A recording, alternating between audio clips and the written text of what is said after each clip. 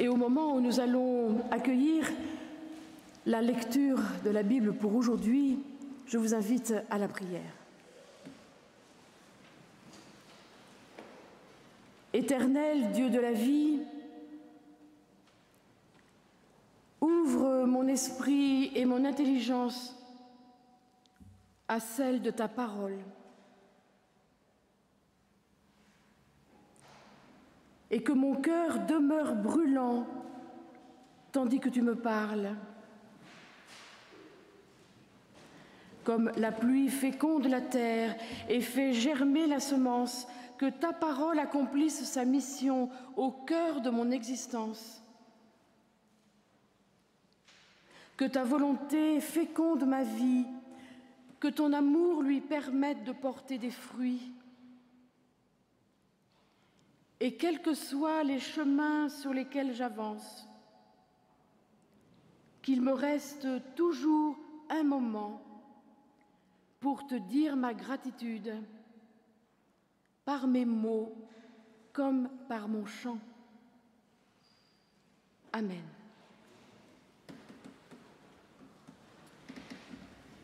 Je vais vous inviter à écouter en 3 fois le chapitre 17 de l'Évangile de Jean, et c'est Xavier qui va nous conduire dans la première lecture, qui sera ponctuée d'une méditation, puis d'une deuxième lecture, d'une méditation et d'une troisième lecture.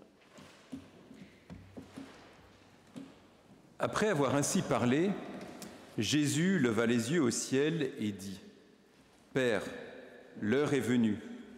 Glorifie ton Fils, afin que ton Fils te glorifie, et que, selon le pouvoir sur toute chair que tu lui as donné, il donne la vie éternelle à tous ceux que tu lui as donnés. Or, la vie éternelle, c'est qu'ils te connaissent, toi, le seul vrai Dieu, et celui que tu as envoyé, Jésus-Christ.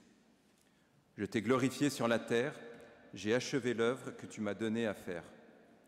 Et maintenant, Père, glorifie-moi auprès de toi de cette gloire que j'avais auprès de toi avant que le monde fût. J'ai manifesté ton nom aux hommes que tu as tirés du monde pour me les donner. Ils étaient à toi, tu me les as donnés, et ils ont observé ta parole. Ils savent maintenant que tout ce que tu m'as donné vient de toi, que les paroles que je leur ai données sont celles que tu m'as données. Ils les ont reçues, ils ont véritablement connu que je suis sorti de toi, et ils ont cru que tu m'as envoyé.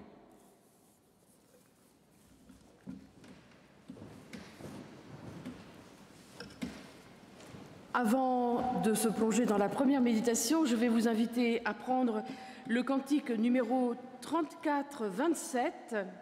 34-27, nous chanterons les strophes 1, 2 et 3, et je vous invite à vous lever.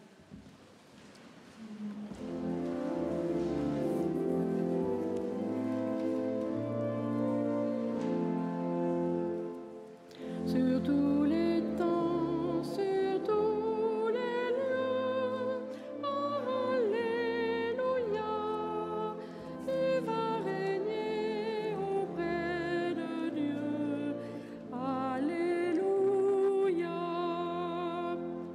sur l'univers tu es Seigneur, Alléluia, toi son espoir et son honneur, Alléluia. Notre avenir est d'être à toi, Alléluia. Nous t'attendons, ô notre roi, Alléluia. Prenez place.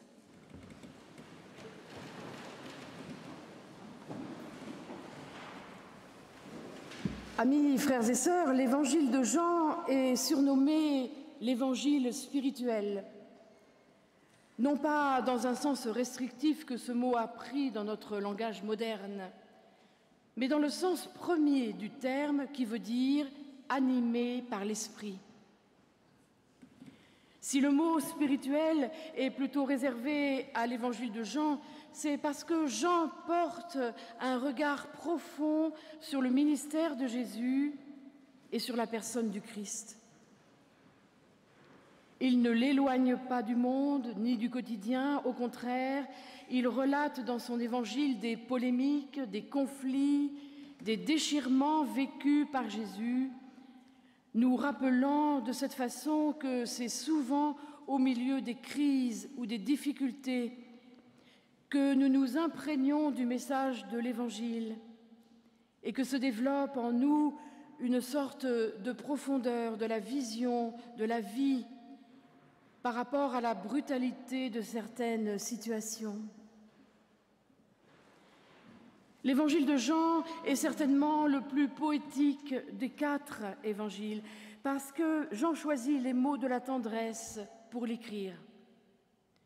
On dit aussi que l'évangile de Jean est un texte plein d'intensité et de cette façon, Jean essaye de rétablir l'équilibre fragile des relations humaines.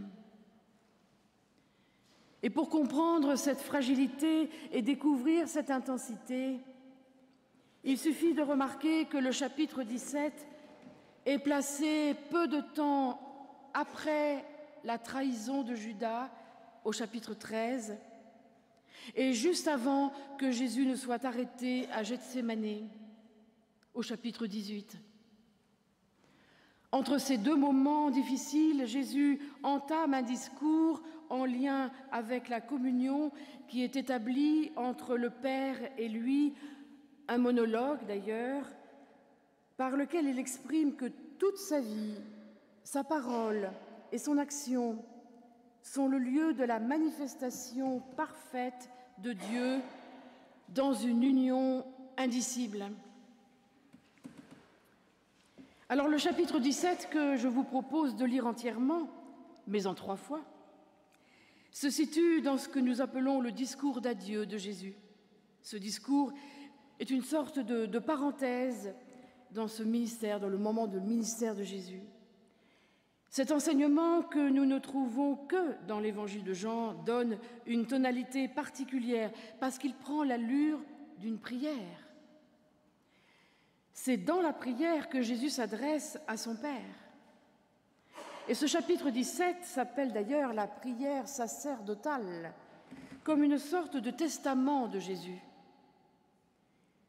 C'est un texte d'une extraordinaire densité qui est une sorte de récapitulation des principaux thèmes du discours d'adieu de Jésus, en particulier tous les thèmes que nous trouvons entre les chapitres 14 à 16. Au fond, c'est une prière d'intercession intense, profonde, qui rassemble l'essentiel de ce que veut dire Jésus.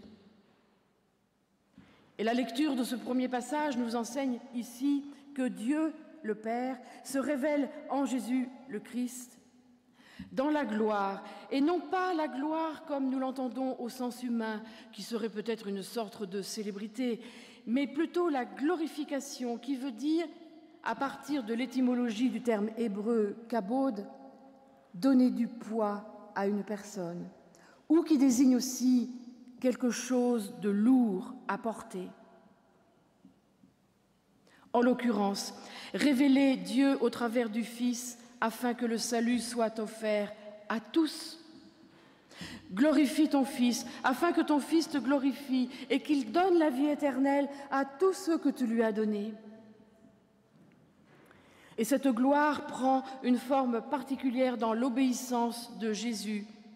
Obéissance absolue et parfaite, une obéissance achevée, avec d'une part le baptême que Jésus a reçu au début de son ministère et d'autre part par sa mort qui approche, faisant de lui un être humain à part entière en assumant son humanité jusqu'au bout.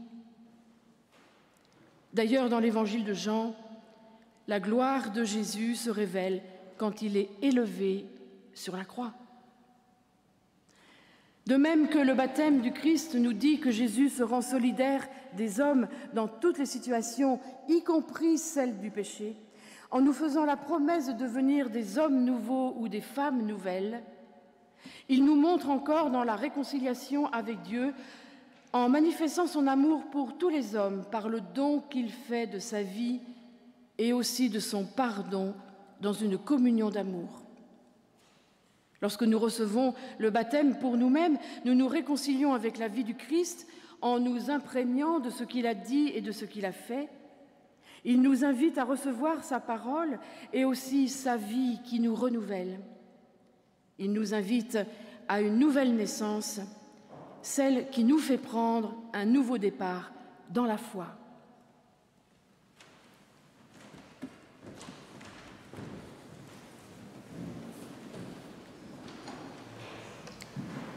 Je prie pour eux. Je ne prie pas pour le monde, mais pour ceux que tu m'as donnés. Ils sont à toi. Et tout ce qui est à moi est à toi, comme tout ce qui est à toi est à moi, et j'ai été glorifié en eux. Désormais, je ne suis plus dans le monde. Eux restent dans le monde, tandis que moi, je vais à toi. Père Saint, garde-les en ton nom que tu m'as donné, pour qu'ils soient un comme nous sommes un. Lorsque j'étais avec eux, je les gardais en ton nom que tu m'as donné. Je les ai protégés, et aucun d'eux ne s'est perdu, sinon le fils de perdition, en sorte que l'Écriture soit accomplie. Maintenant, je vais à toi, et je dis ces paroles dans le monde pour qu'ils aient en eux ma joie dans sa plénitude. Je leur ai donné ta parole, et le monde les a haïs, parce qu'ils ne sont pas du monde, comme je ne suis pas du monde. Je ne te demande pas de les ôter du monde, mais de les garder du mauvais. Ils ne sont pas du monde, comme je ne suis pas du monde. Consacre-les par la vérité, ta parole est vérité. Cette seconde partie possède une tonalité très forte, avec une résonance étonnante. Jésus place au centre de sa prière l'action des disciples. En demandant à son Père que l'unité pour les siens soit identique à celle qui existe entre son Père et lui. Il s'agit d'une pleine unité de cœur et d'esprit, et cette unité découle de la relation en vérité que Jésus a établie avec son Père. Jésus ne fait rien sans le Père, et le Père voit l'accomplissement de sa parole dans le Fils.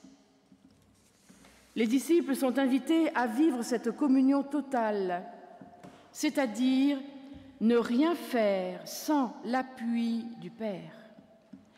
Non seulement les disciples, mais aussi les successeurs des disciples, la première Église, puis les autres Églises qui viendront plus tard, dont la mission essentielle consiste à annoncer l'Évangile, à le faire connaître, à le transmettre aux proches comme aux lointains. En fait, Jésus prie pour nous tous. Et c'est peut-être cela le plus émouvant. Il pourrait prier pour lui, pour recevoir la force de supporter ce qu'il attend. Et non, il prie pour nous. Jésus connaît la faiblesse humaine. Il sait que cela ne se fera pas sans difficulté, puisqu'il a cette parole lucide, je dirais même admirable de lucidité, dans cette invocation ultime qu'il remet à son Père: garde-les du mauvais, garde-les de tout mal, ce qui ne veut pas dire seulement préserve-les du mal ou des malheurs qu'ils pourraient subir, mais garde-les aussi de faire subir le mal aux autres. Cela nous rappelle un élément essentiel de notre condition humaine. Nous confessons notre péché, c'est-à-dire nous remettons à Dieu tout ce qui nous sépare de lui, des autres et de nous-mêmes, selon la formule du pasteur Antoine Nuis, passée désormais dans la liturgie. Nous remettons à Dieu tout ce qui nous empêche d'être dans une démarche d'amour ou de réconciliation entre nous, que ce soit membres de la même communauté chrétienne ou entre nous, membres de la même famille charnelle.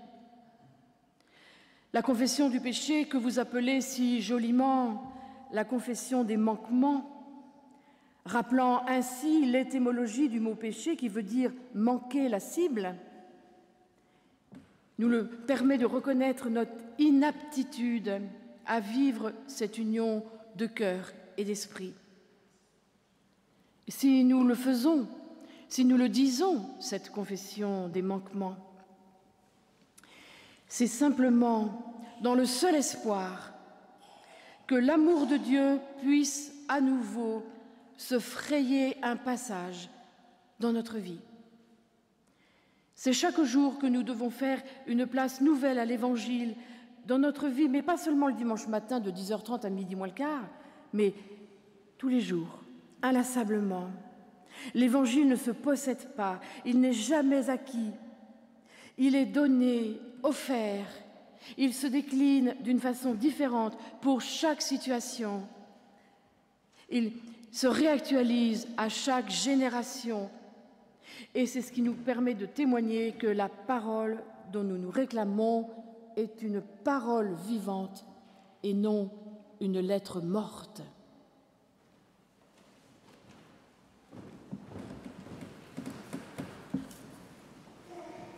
Comme tu m'as envoyé dans le monde, je les envoie dans le monde. Et pour eux, je me consacre moi-même, afin qu'ils soient eux aussi consacrés par la vérité. Je ne prie pas seulement pour eux, je prie aussi pour ceux qui, grâce à leur parole, croiront en moi. Que tous soient un comme toi, Père, tu es en moi, et que je suis en toi, qu'ils soient en nous eux aussi, afin que le monde croie que tu m'as envoyé. Et moi, je leur ai donné la gloire que tu m'as donnée, pour qu'ils soient un comme nous sommes un, moi en eux comme toi en moi, pour qu'ils parviennent à l'unité parfaite et qu'ainsi le monde puisse connaître que c'est toi qui m'as envoyé et que tu les as aimés comme tu m'as aimé.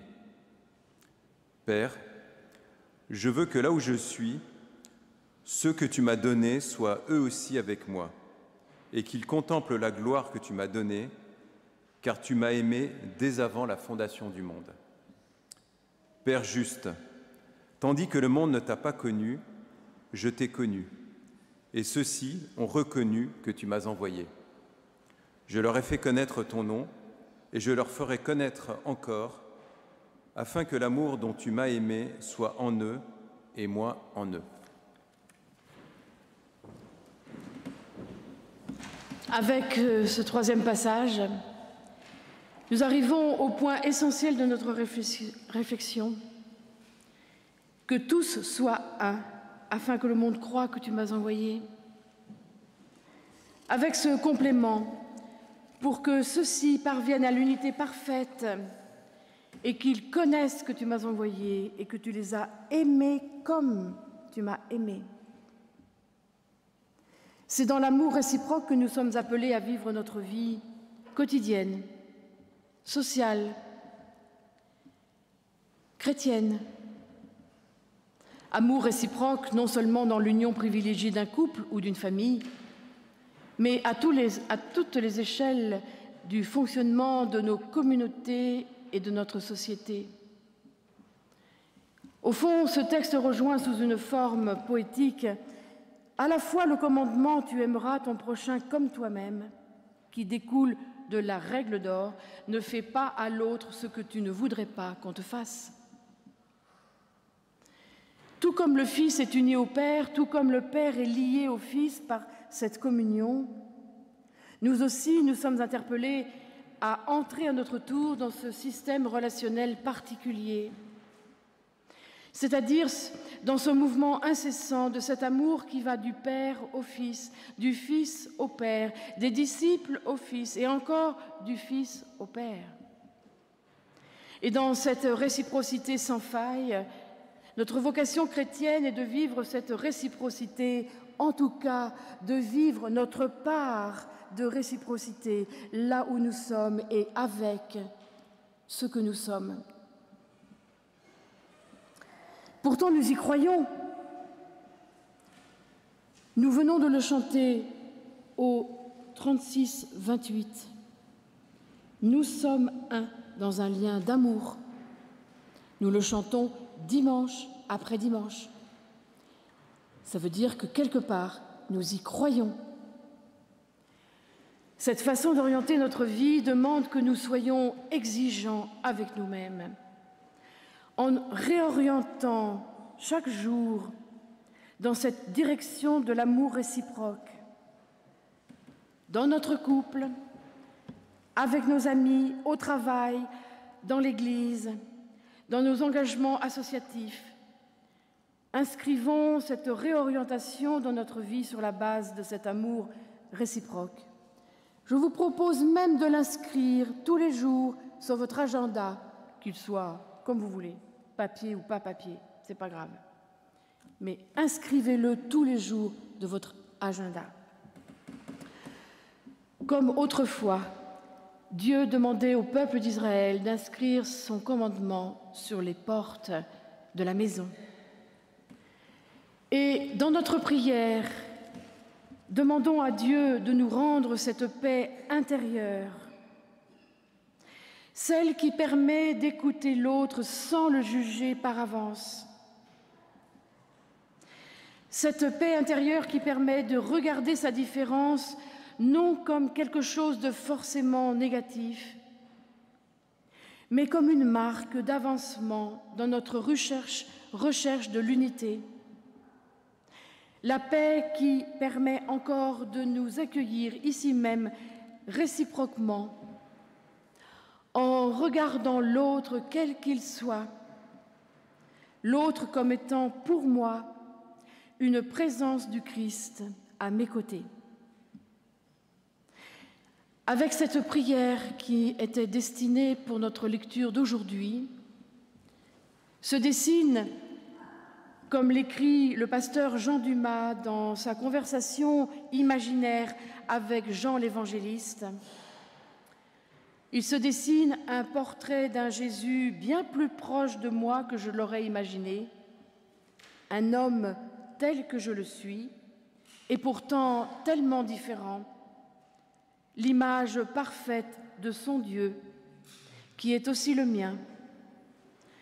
L'homme, enfin, qu'il m'invite à devenir en le prenant pour maître. Vous pouvez remplacer homme par être humain, parce que nous sommes tous concernés. Et c'est, me semble-t-il, le plus beau chemin des réconciliations pour chacun et chacune de nous, une promesse qui occupe toute une vie, du premier au dernier souffle. Amen.